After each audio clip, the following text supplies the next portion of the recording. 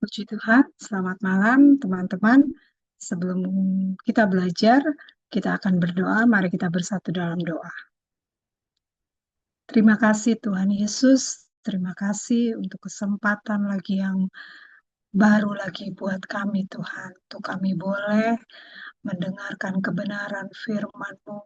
Kami boleh membaca kebenaran firman-Mu. Kami boleh belajar Tuhan akan kebenaran firman-Mu. Tuhan Yesus, kami percaya Tuhan, ini bukan kekuatan kami atau keinginan kami, tapi kami tahu ini semua daripada-Mu Tuhan. Engkau berikan kami kesempatan, waktu, kerinduan untuk kami terus Tuhan belajar firman-Mu. Terima kasih Tuhan, terima kasih segala puji, segala hormat hanya bagi nama-Mu Tuhan Yesus. Biar firman-Mu yang kami pelajari saat malam hari ini Tuhan Yesus, biarlah itu boleh menjadi Tuhan rema dalam hidup kami, hingga boleh terus mengubah sikap hati kami, boleh mengubah pola pikir kami yang salah Tuhan. Tuhan Yesus tolong kami, berikan kami hikmat urapan daripada-Mu Tuhan. Kami sungguh percaya Allah Roh Kudus memampukan kami untuk kami boleh mendengar, membaca firman-Mu, mengerti Tuhan. Terima kasih Tuhan Yesus. Dan kalau sebentar Tuhan, teman-teman kami mungkin yang akan bergabung saat malam hari ini, baik secara online maupun offline, Tuhan berkati kami semua Tuhan Yesus. Terima kasih Tuhan, Engkau juga berkati hamba-Mu, Engkau sudah persiapkan hamba-Mu, apa yang hamba-Mu sudah pelajari, persiapkan Tuhan, biarlah itu semua daripada-Mu Tuhan, biar Engkau saja yang berkata-kata lewat hamba-Mu yang terbatas itu Tuhan. Terima kasih Tuhan, terima kasih. Kami serahkan pembelajaran kami saat malam hari ini dan kami peralaskan doa kami hanya dalam nama Tuhan Yesus Kristus. Haleluya. Amin. Puji Tuhan. Saya akan bacakan 2 Korintus 10 ayat 1 sampai 6. Aku Paulus seorang yang tidak berani bila berhadapan muka dengan kamu, tetapi berani terhadap kamu bila berjauhan. Aku memperingatkan kamu demi Kristus yang lemah lembut dan ramah. Aku meminta kepada kamu, jangan kamu memaksa aku untuk menunjukkan keberanianku dari dekat. Sebagaimana aku berniat bertindak keras terhadap orang-orang tertentu yang menyangka bahwa kami hidup secara duniawi. Memang kami masih hidup di dunia, tetapi kami tidak berjuang secara duniawi. Karena senjata kami dalam perjuangan bukanlah senjata duniawi, melainkan senjata yang diperlengkapi dengan kuasa Allah yang sanggup untuk meruntuhkan benteng-benteng. Kami mematahkan setiap siasat orang dan merubuhkan setiap kubu yang dibangun oleh keangkuhan manusia untuk menentang pengenalan akan Allah. Kami menawan segala pikiran dan menaklukkannya kepada Kristus. Dan kami siap sedia juga untuk menghukum setiap kedurhakaan bila ketaatan kamu telah menjadi sempurna. Puji Tuhan.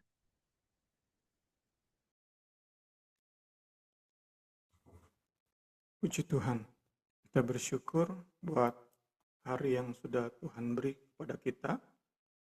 Kita bersyukur buat segala bentuk anugerah-Nya.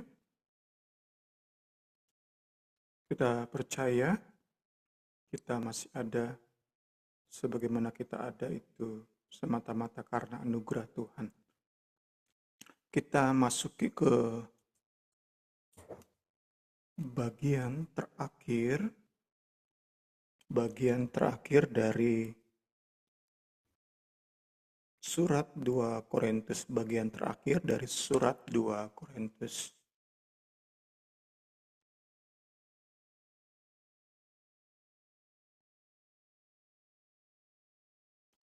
Beberapa minggu ini kita sudah membahas tentang persiapan program persembahan kasih yang Paulus prakarsai, yaitu program persembahan kasih di mana Paulus meminta gereja-gereja yang ia rintis itu kumpulkan dana untuk kemudian ia pick up dan ia antarkan ke jemaat Allah di Yudea yang sedang dalam aniaya, yang sedang dalam kemiskinan luar biasa.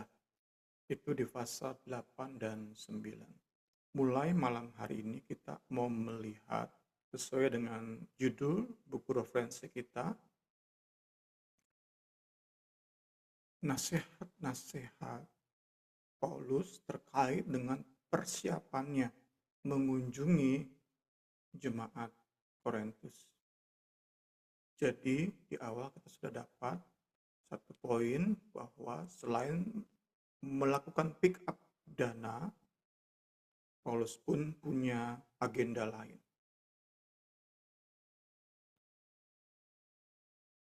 Karena itu perlu persiapan. Itulah pasal 10 sampai 13. Kita lihat sekilas apa yang akan dibahas di pasal 10 ayat 1 sampai pasal 13 ayat 14. Bagian A kita bahas tentang permohonan Paulus agar saat ia datang ke Korintus, ia nggak perlu bertindak keras.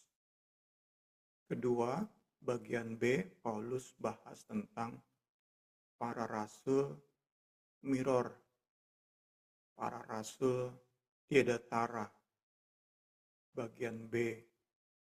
Di bagian C, kembali tentang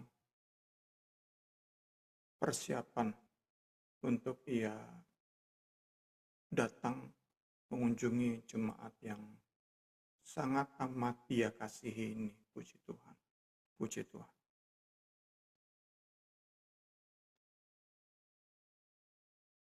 Kita masuk ke pendahuluan secara singkat. Pendahuluan 2 Korintus pasal 10 ayat 1 sampai ujung pasal 13 ayat 14.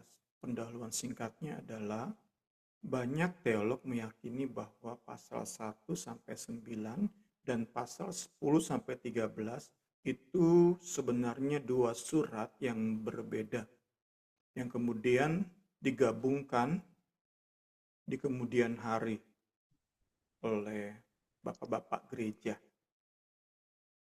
Setidaknya ada dua alasan pendukung terhadap teori ini. Sekali lagi yaitu bahwa pasal 1:9 itu surat tersendiri, pasal 10:13 itu surat tersendiri. Setidaknya ada dua alasan diberikan oleh buku ini. Yang pertama yang jelas adalah perbedaan nuansa surat di 1 sampai 9, khususnya saat kita mengakhiri pasal 9, itu nuansanya lebih encouragement, kata-kata pembangunan. Namun mulai pasal 10 itu akan kita lihat nuansa yang lebih emosional, lebih keras. Karena itu secara nuansa sepertinya nggak nyambung. Itu salah satu dari dua alasan yang diberikan oleh buku ini. Saya tidak melihat atau membahas satu persatu alasan pendukung teori pertama dan teori kedua, karena saya anggap bahasan semacam ini lebih cocok bagi dunia akademis. Sedangkan bedah buku kita ini lebih ke ranah penggembalaan dan pengajaran dalam lingkup gereja, dalam lingkup hubungan gembala dan gereja, guru dan jemaat. Jadi saya hanya tampilkan halaman-halaman, tetapi tidak saya bahas. Buku ini, buku komentari ini yang kita jadikan referensi, buku tafsiran yang kita jadikan referensi ini menolak teori yang pertama tadi. buku kita yakin bahwa 2 Korintus pasal 1 sampai 13 itu dari awal memang satu kesatuan. Buku ini memberi 5 alasan. Kita hanya melihat satu alasan saja. Ada 5 alasan. Karena itu teman-teman yang ingin membaca lebih lanjut bisa men-screenshot halaman-halaman yang saya lewatkan ini. Saya hanya membahas sedikit alasan keempat. Alasan keempat.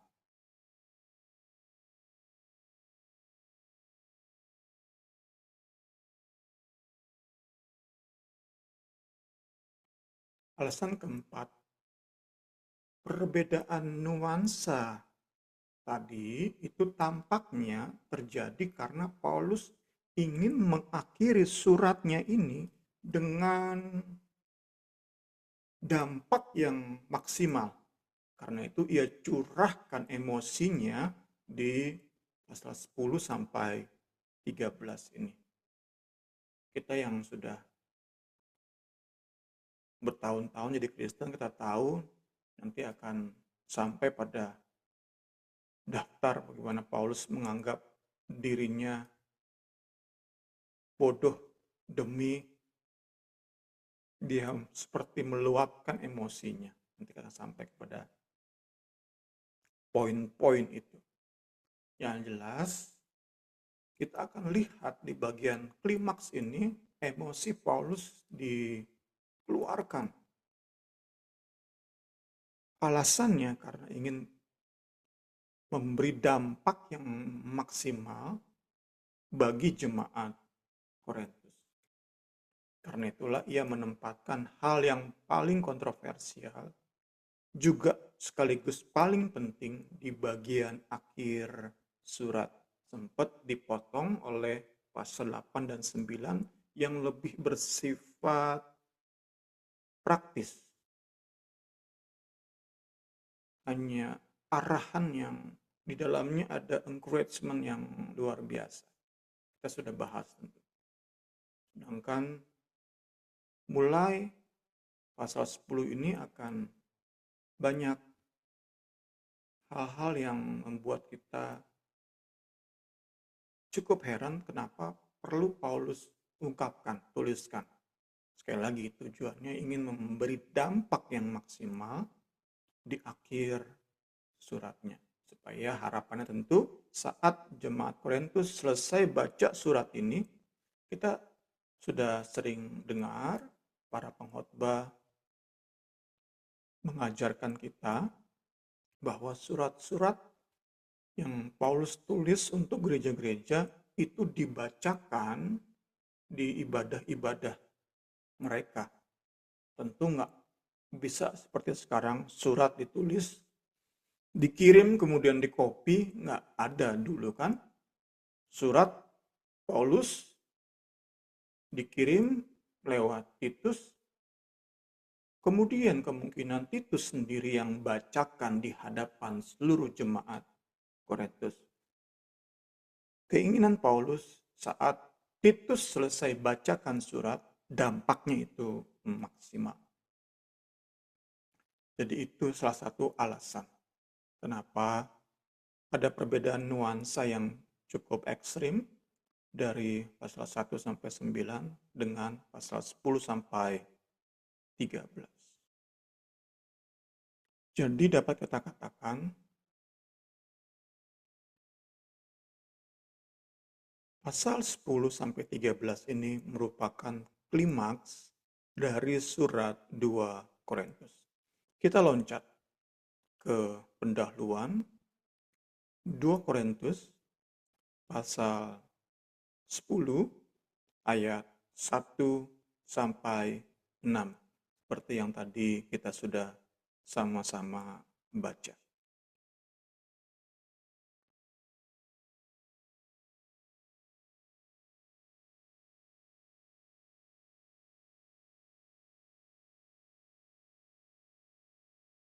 Paulus mempertahankan keputusannya dalam tindakan pendisiplinan yang ia lakukan.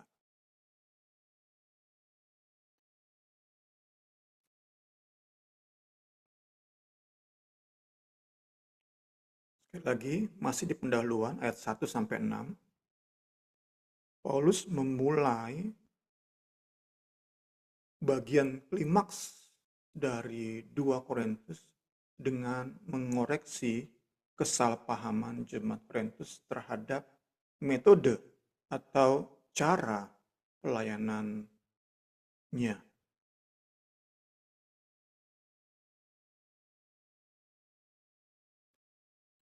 Sekali lagi, Paulus memulai dengan mengoreksi kesalahpahaman jemaat Korintus menilai cara ia melayani. Jemaat Korintus itu berpikir bahwa Paulus itu lemah, bahkan penakut saat berhadapan muka, dan hanya berani ketika berjauh. Nah, untuk memahami pemikiran jemaat Korintus ini, kita perlu pelajari latar belakangnya. Kenapa mereka bisa berpikir seperti itu? Dan kita bisa yakini sama-sama bahwa pemahaman jemaat Korintus ini berhubungan erat dengan peristiwa sidak dan surat yang keras yang sudah pernah kita bahas.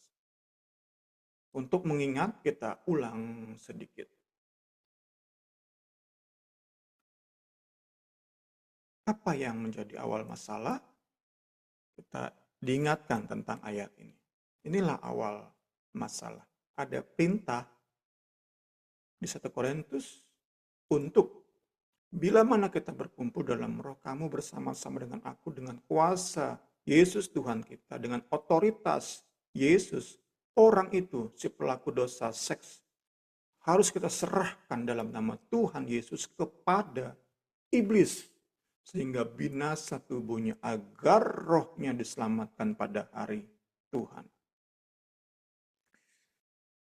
Ya, inilah kita dapati pengulangan-pengulangan pemahaman Paulus tetap penuh dengan cinta, penuh dengan kasih. Bahkan saat Paulus sedang memerintahkan pendisiplinan tingkat ekstrim, tetap di hati Paulus adalah agar jiwa orang yang didisiplinkan secara ekstrim ini diselamatkan pada hari Tuhan.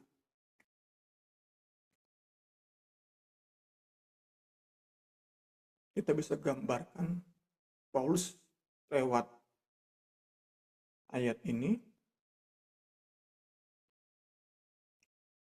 meminta jemaat Korintus untuk, kalau kita hubungkan dengan bahasan kita di hari Jumat, teologi sistematik tentang pendisiplinan gereja, Paulus minta jemaat Korintus untuk mengusir, mengucilkan orang yang melakukan dosa ini, dosa seks ini.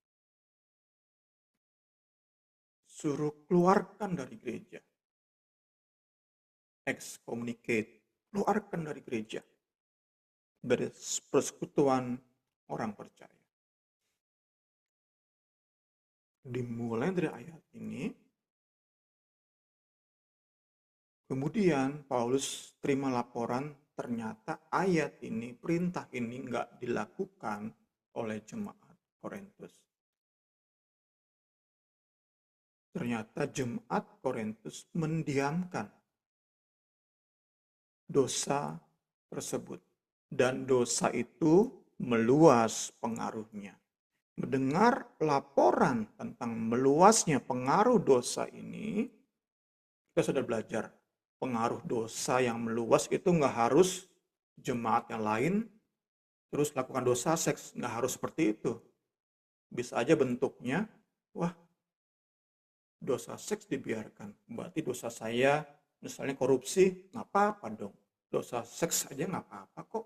Berarti saya korupsi nggak apa-apa. Itu termasuk pengaruh dosa yang didiamkan. Dan Paulus dengar dosa yang didiamkan tersebut sudah meluas pengaruhnya di tengah jemaat. Karena itulah Paulus lakukan sidak, kunjungan dadakan, yang ternyata kita pun sudah belajar tidak berjalan sesuai rencana. Si orang berdosa, kita sudah belajar, didukung oleh sebagian kecil jemaat menolak nasihat Paulus.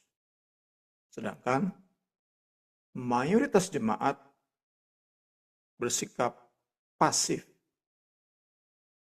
alias tetap mendiamkan.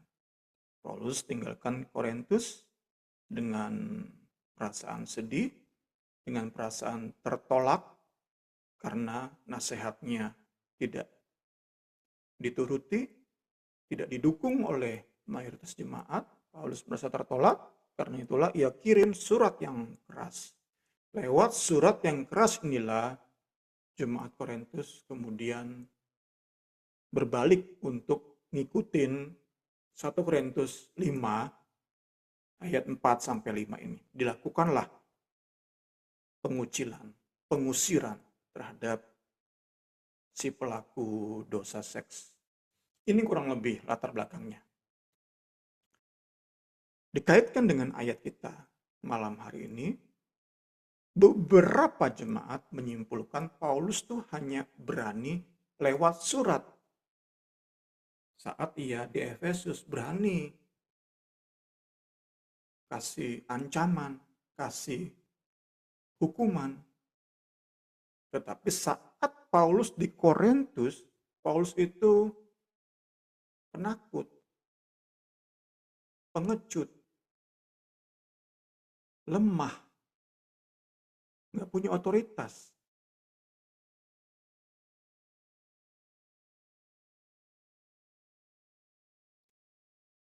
Itu yang sampai ke telinga Paulus, dan lewat pasal 10 ini Paulus mengoreksi pemahaman tersebut.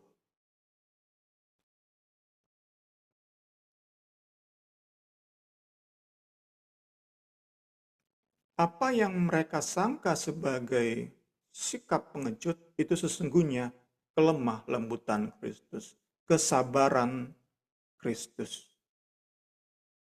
Untuk memberi kesempatan si orang berdosa ini kembali.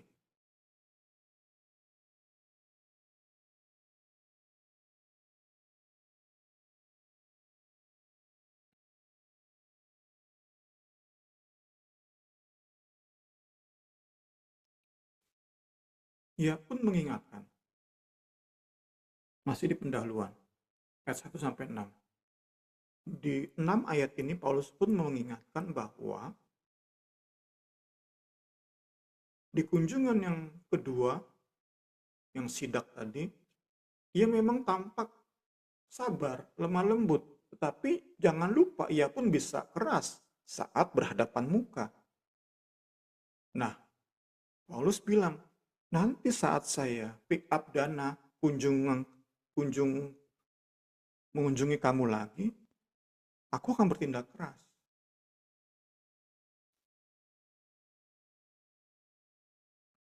Tentu bukan kepada semua orang, tetapi kepada orang-orang yang kita baca tadi menyangka bahwa Paulus hidup secara duniawi. Terhadap orang-orang seperti ini, Paulus katakan menggunakan analogi penawanan, ia siap menggunakan senjata Allah untuk menghukum. Itu gambarannya ayat 1 sampai 6. Kita mulai ayat 1. Ya, tampaknya yang membuat jemaat berpikir bahwa Paulus takut saat berhadapan muka dalam momen di mana Paulus tuh bukannya segera jatuhkan hukuman kepada si pelaku dosa seks, tapi Paulus masih seperti mengasihani, sedih hadapi kenyataan ternyata benar, bukan hanya menurut laporan aja, tetapi benar-benar orang yang sudah lahir baru lewat pelayanan saya ini benar jatuh ke dalam dosa yang sedemikian rupa seperti yang digambarkan di 1 Korintus pasal 5. Paulus itu jadi sedih melihat orang yang gak bertobat ini. Padahal dia tahu udah lahir baru ini orang. Kok masih bisa jatuh ke dalam dosa yang sedemikian, kemungkinan besar dosa lamanya, apa kehidupan lamanya, dan mengeraskan hati. Itu membuat Paulus sedih. Paulus kembali memberi kesempatan untuk dia bertobat. Inilah yang membuat jemaat Korintus, beberapa jemaat Korintus, sebagian jemaat Korintus melihat Paulus yang memberi kesempatan ini sebagai Paulus yang lemah.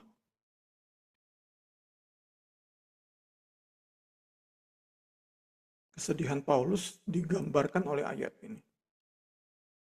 Aku khawatir, apabila aku datang lagi, Allahku akan merendahkan aku di depan kamu, bahwa aku akan berduka cita terhadap banyak orang yang di masa lampau berbuat dosa dan belum lagi bertobat dari kecemaran, percabulan, tidak sopanan yang mereka lakukan.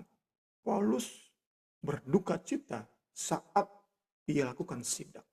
Ia nggak langsung bertindak keras, segera mengusir orang ini dari tengah gereja. Tapi tampaknya Paulus masih beri kesempatan.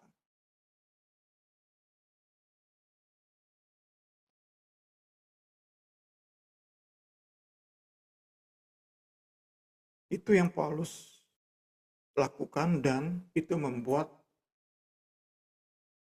beberapa jemaat Korintus masih beranggapan Paulus itu saat berhadapan muka itu lemah.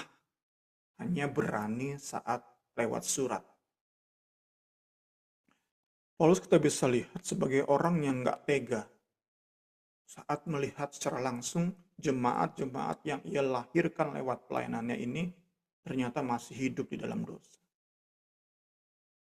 Bagi dia, kalau kita bisa tafsirkan, lebih cocok saat ia jauh di Efesus dan kirim surat yang keras. Sehingga ada kesempatan untuk beberapa waktu mereka berpikir dan Paulus rindu mereka bertobat. Sesungguhnya lemah lembut panjang sabar, berdukanya Paulus melihat orang berdosa ini mengikuti teladan Yesus sendiri.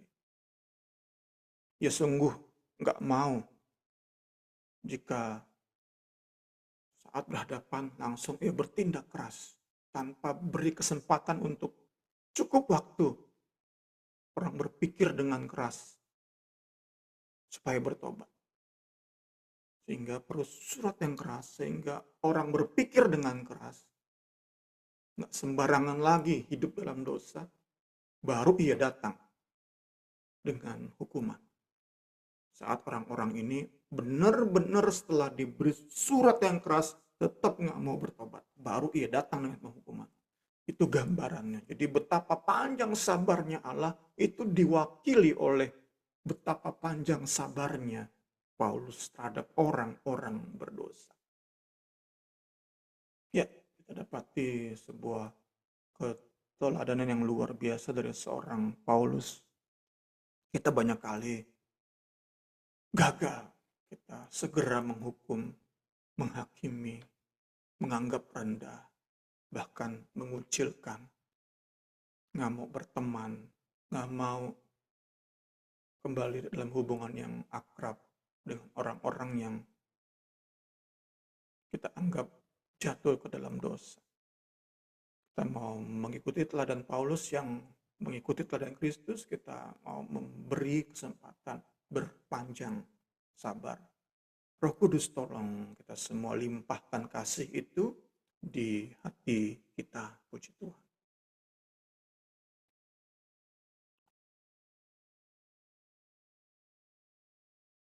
ayat 2. Jelas di ayat ini, jika bisa memilih, Paulus sungguh tidak ingin menggunakan otoritasnya untuk menghukum saat berhadapan langsung. Karena itulah dia kirim surat. Sedapat mungkin Paulus nggak mau.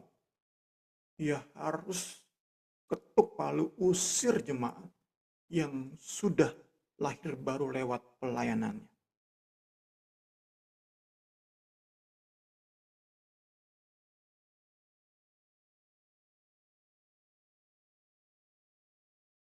Namun kembali, ayat kita jelaskan.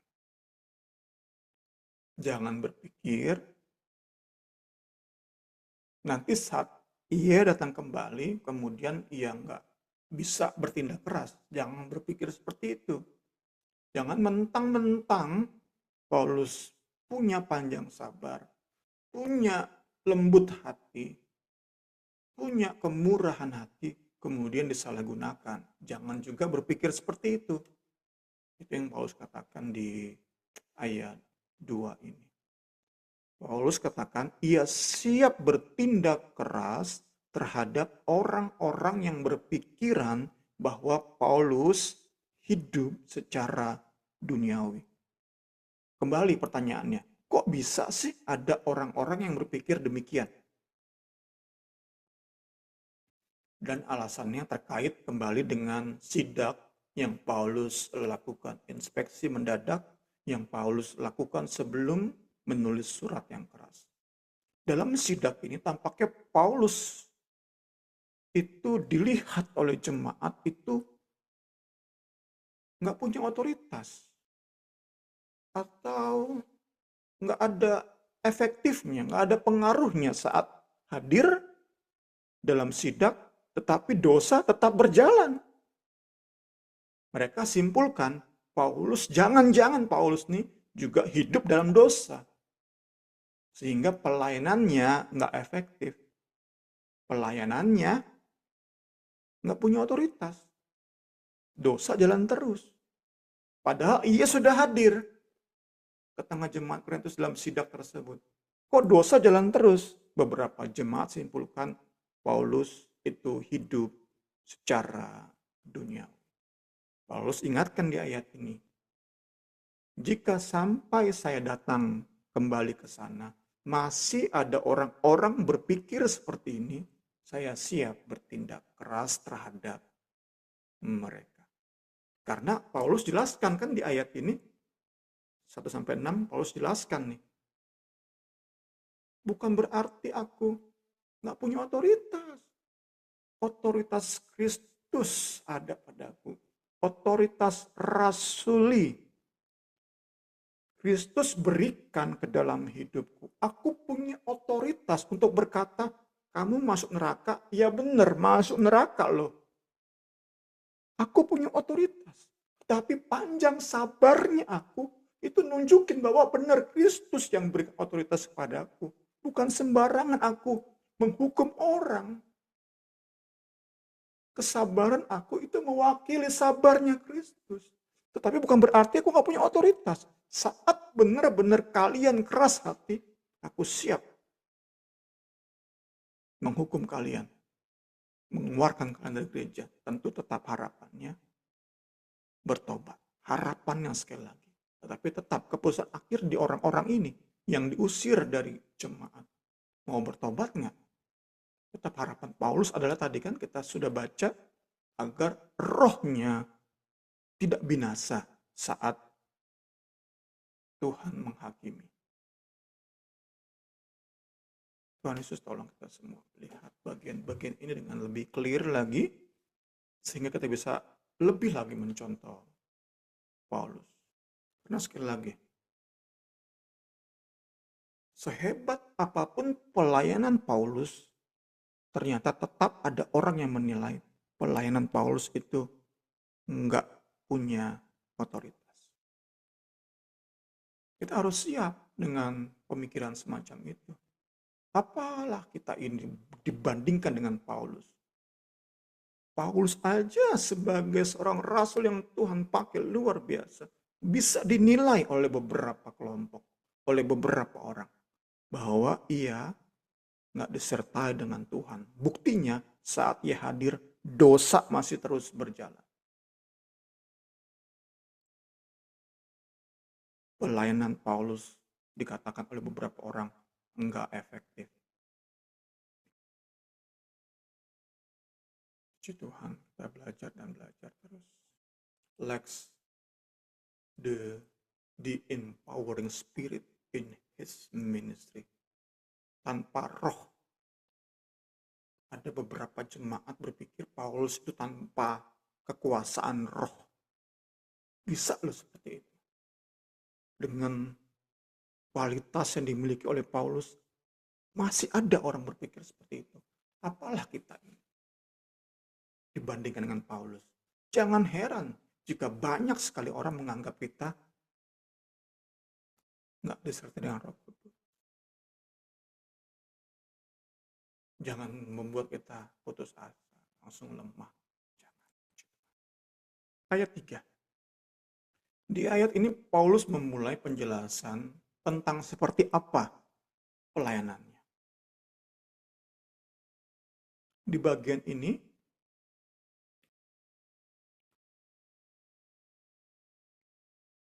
Paulus menuliskan dua hal yang berkaitan. Pertama, Paulus jelaskan di ayat 3 ini bahwa memang ia hidup di dalam daging, di dalam dunia. Ia hanya tanah liat. Ia hanya alat di tangan Allah. Tetapi, kedua, di sisi lain, ia nggak mau dikatakan bahwa pelayanan yang nggak efektif. Ia sudah daftarkan pelayanan yang luar biasa. Ia sudah daftarkan. Kita lihat satu ayat.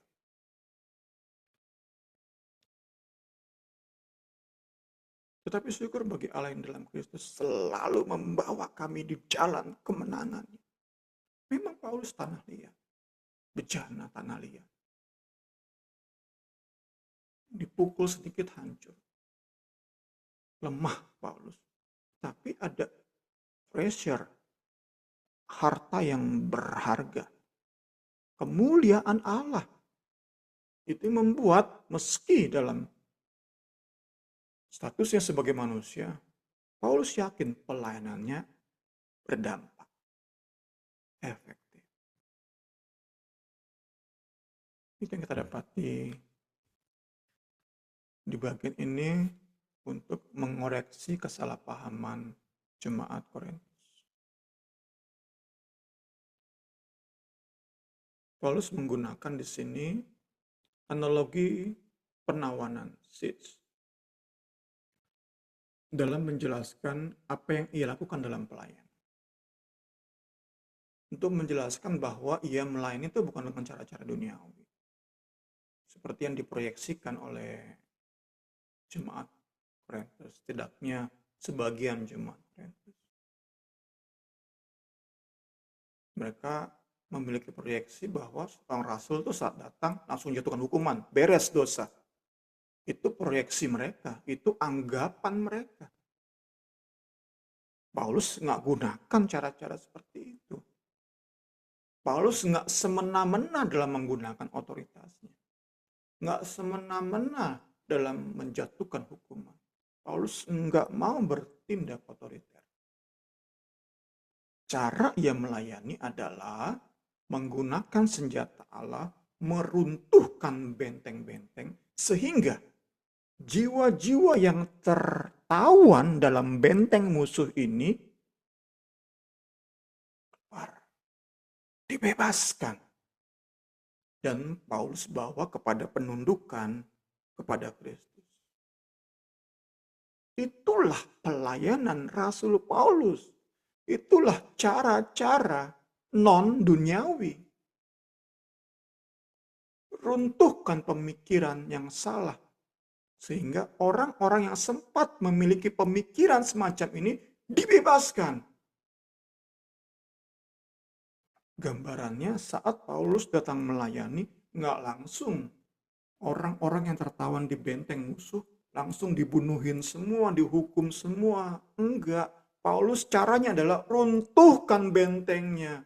Beri kesempatan orang-orang bebas. baru orang-orang yang tetap berkeras hati dihukum. Yang tetap mau dibenteng musuh, nggak mau keluar, padahal Paulus sudah bebaskan dengan meruntuhkan benteng musuh, tetap mengeraskan hati, baru mereka inilah yang dihukum. Itulah cara Paulus melayani. Yang diserang pertama apa? Pemikiran, filosofi hidup seseorang, cara pandang seseorang, itu yang diserang. Lawan dengan Injil, benarkan cara pandang, benarkan falsafah hidup. Itulah pelayanan Paulus. Itulah cara Paulus melayani. Itu yang kita mau sama-sama adopsi. Kita ikuti bagaimana cara Paulus melayani.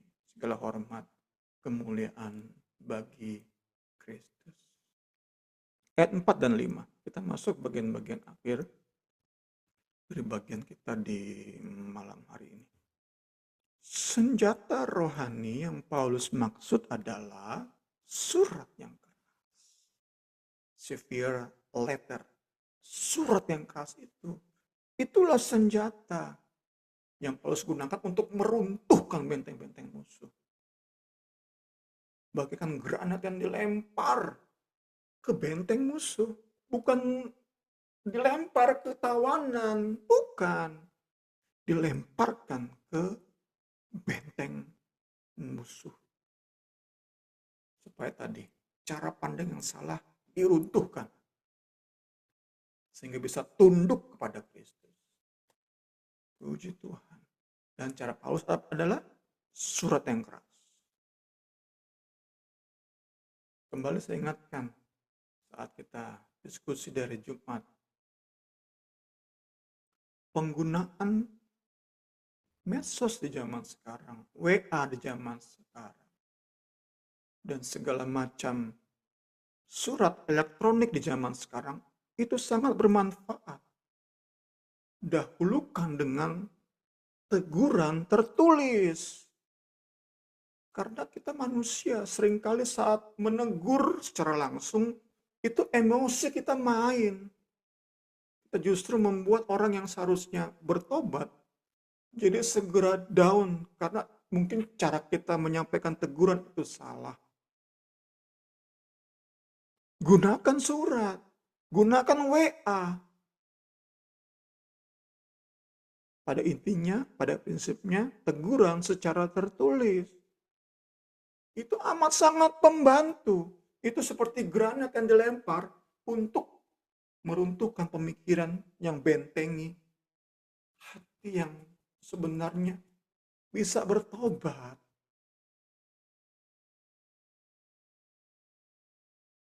Tuhan Yesus.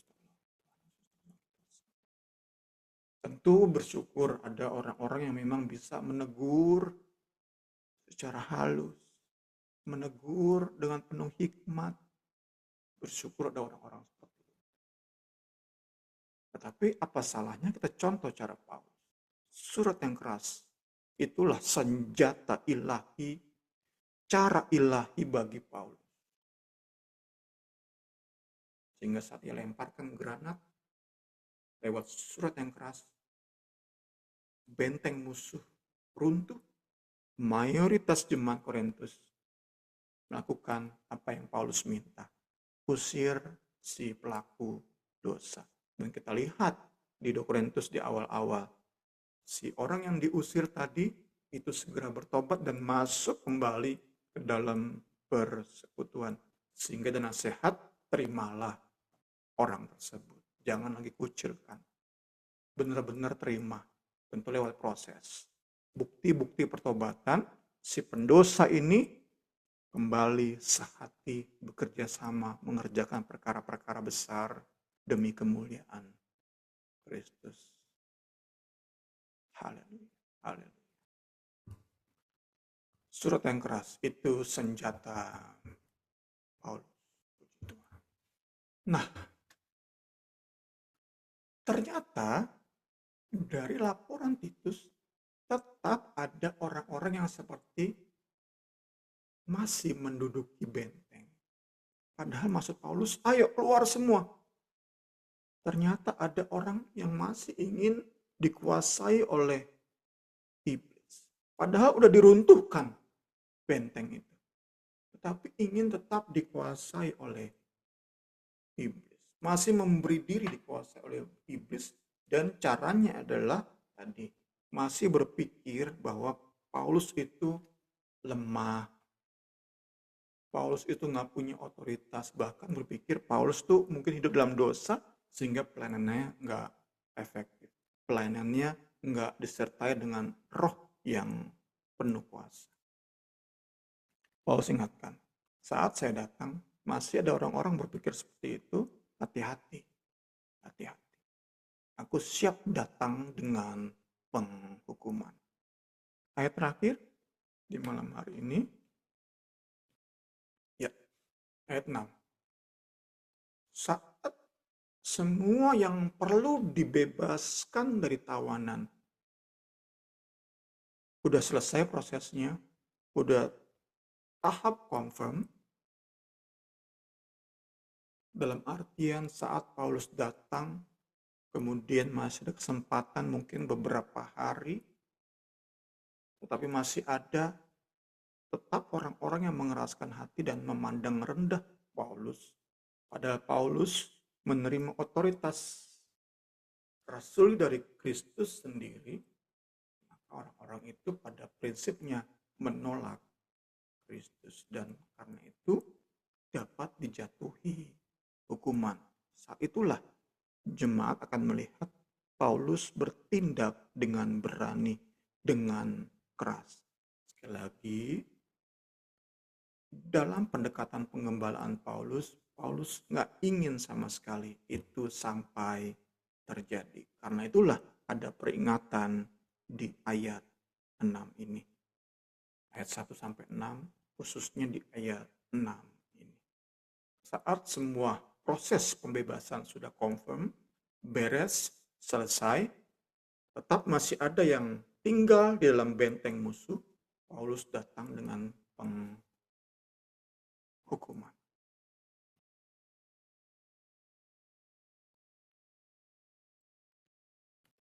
Kita tutup dengan melihat aplikasi.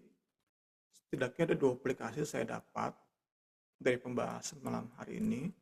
Pertama, jangan pernah kita menganggap sepi kemurahan Tuhan, kesabaran hatinya.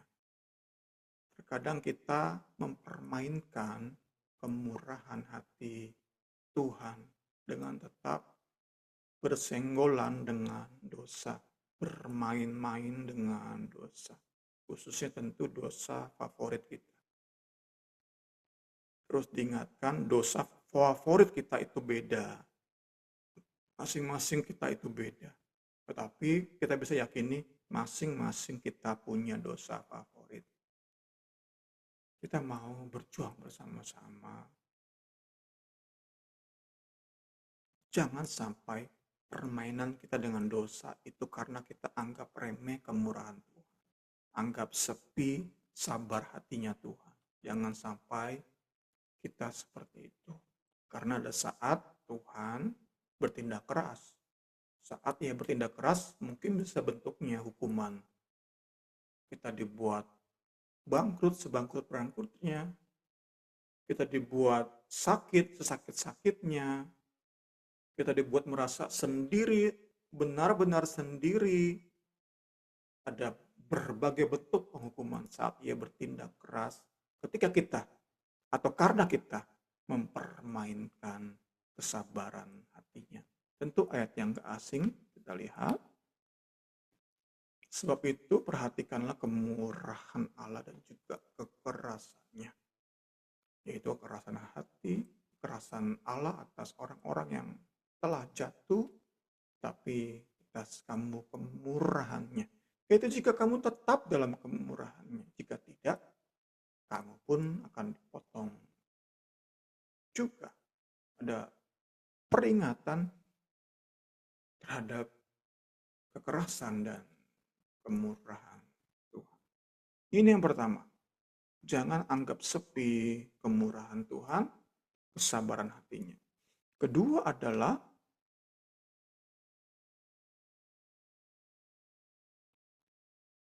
seperti sudah saya singgung, jika pelayanan seorang Paulus saja bisa orang lain nilai kurang berkuasa atau tak punya urapan dalam bahasa sekarang, jangan heran jika pelayanan kita pun dianggap banyak orang nggak ada otoritas atau kurang otoritas. Jangan pendapat orang itu membuat kita lemah. Memang terkadang saat kita lihat kenyataan pelayanan kita kok susah benar mengubahkan hidup orang. Itu terkadang membuat kita lemah. Tapi pembelajaran kita malam hari mengingatkan pada kita. Saat kita jalani panggilan kita. Seperti Paulus jalani panggilan.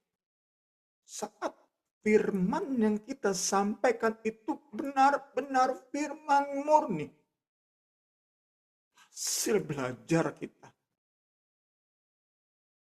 Kita nyatakan dengan hati yang tulus, tidak seperti rasul palsu pelayan mirror yang melayani menyampaikan Injil dengan maksud tidak tulus.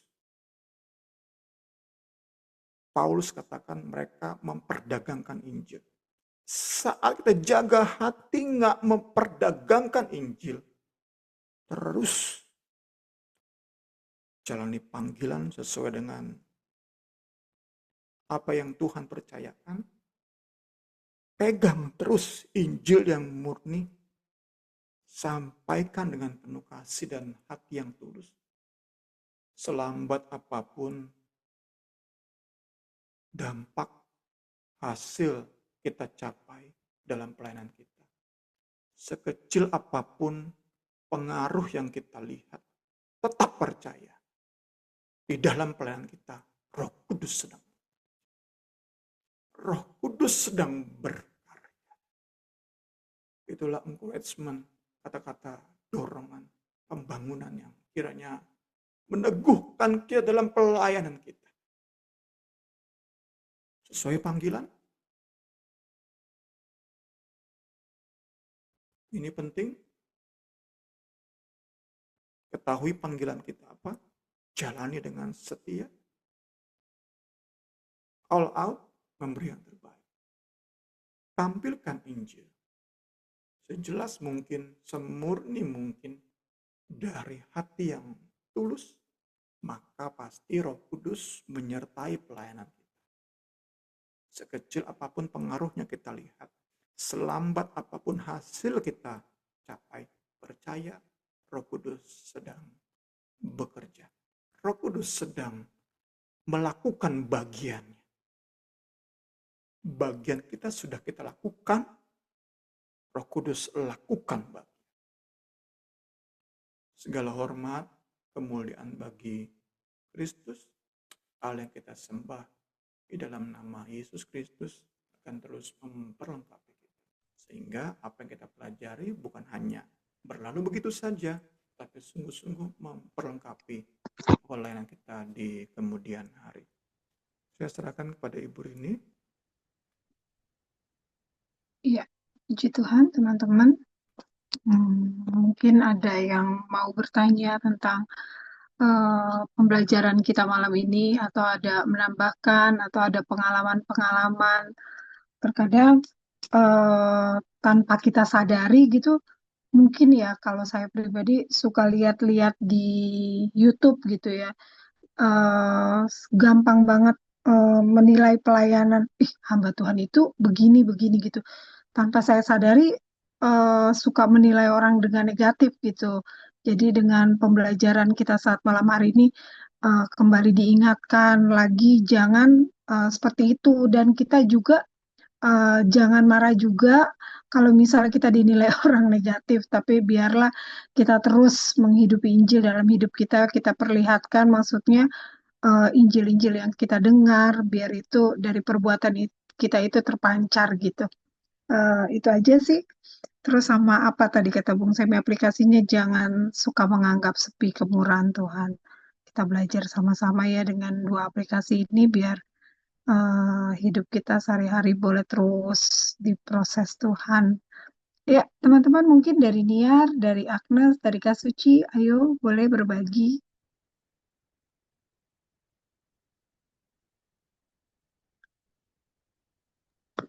Bun Semi mau nanya aja.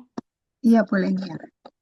Apa tadi kan dibilang kalau Paulus itu eh, ketika dia dituduh atau apa pelayanannya yang tidak berdampak, tidak memberkati, lalu Paulus tuh yang saya dengar tuh ada kemarahan dan mau membuktikan gitu.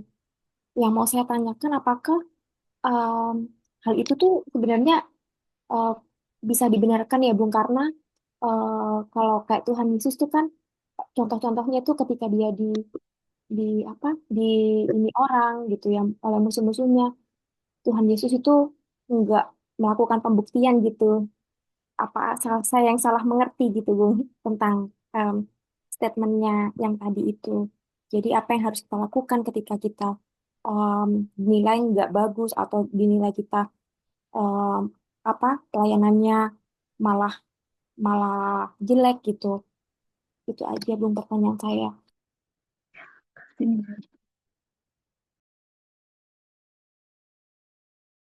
kembali kita gunakan ayat tadi ya.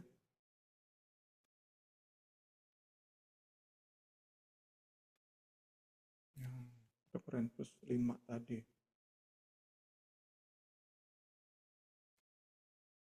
1 Korintus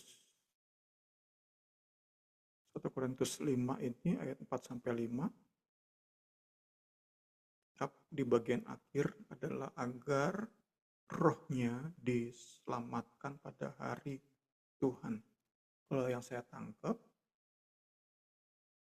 Paulus ngancemnya adalah ketika ia datang kembali ke Korintus, orang-orang yang nganggep ia hidup secara duniawi, yang masih nggak tunduk pada otoritas Paulus yang sama saja tidak tunduk kepada Kristus, maka hukumannya seperti ini, dikeluarkan dari gereja, dikucilkan dari gereja. Maksudnya adalah supaya rohnya diselamatkan. Tetap Paulus yakin orang-orang yang lahir baru dihukum dalam artian diusir dari gereja, tapi tetap yang menjadi doa Paulus, kiranya hukuman tersebut membawa orang ini kepada pertobatan sehingga rohnya diselamatkan pada hari Tuhan. Jadi tetap kita terus mengulang 1 Korintus, 2 Korintus, Paulus melihat orang-orang yang bertobat lahir baru lewat pelayanannya itu benar-benar kita pernah singgung itu ya. Bisa katakan sangat sulit sekali kehilangan keselamatannya. Itu orang-orang yang bebalnya luar biasa.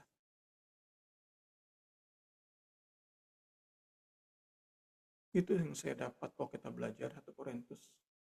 Karena sampai di tahap binasa tubuhnya, kita bilang aja setelah dikeluarkan dari gereja, kemudian ia sakit parah, tetap aja harapannya di detik-detik dia menghembuskan nafas terakhir, orang ini bertobat.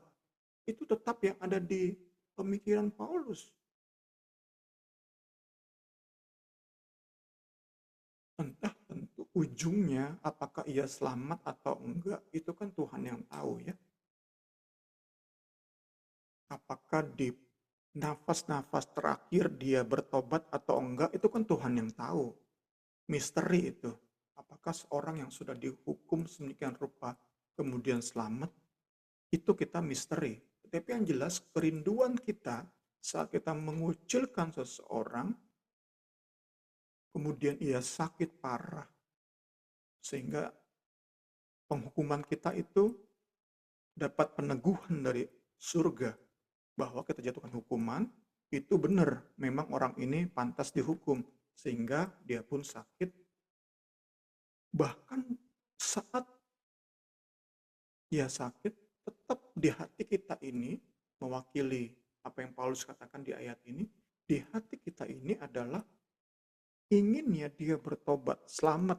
Nanti kita berjumpa di surga dengan orang ini. Padahal mungkin dia sedang hidup dalam dosa yang parah. Nah, sekali lagi, terhadap orang-orang yang lahir baru, sikap Paulus itu benar-benar penuh kasih. Sabar banget. Tetapi kita lihat beda sikap Paulus dengan guru-guru palsu. Dengan rasul palsu. Dengan pelayan mirror. Karena Paulus melihat orang-orang ini memang lahir baru. Beda benar sikapnya. Seperti Tuhan Yesus sikapnya terhadap Farisi, ahli Taurat, penuh dengan judgment kan, cilaka 12, celakalah kamu. Itu kan judgment tuh. Ahli Taurat, orang Farisi, itu judgment terus Tuhan Yesus. Tetapi terhadap orang-orang berdosa, wanita berdosa, pemungut cukai, beda benar. Itu saya dapati seperti itu. Jadi Paulus tuh ngikutin Yesus benar. Terhadap memang orang-orang yang nggak lahir baru, itu sikapnya beda. Kira menjawab nih ya. Tuhan Yesus tolong kita.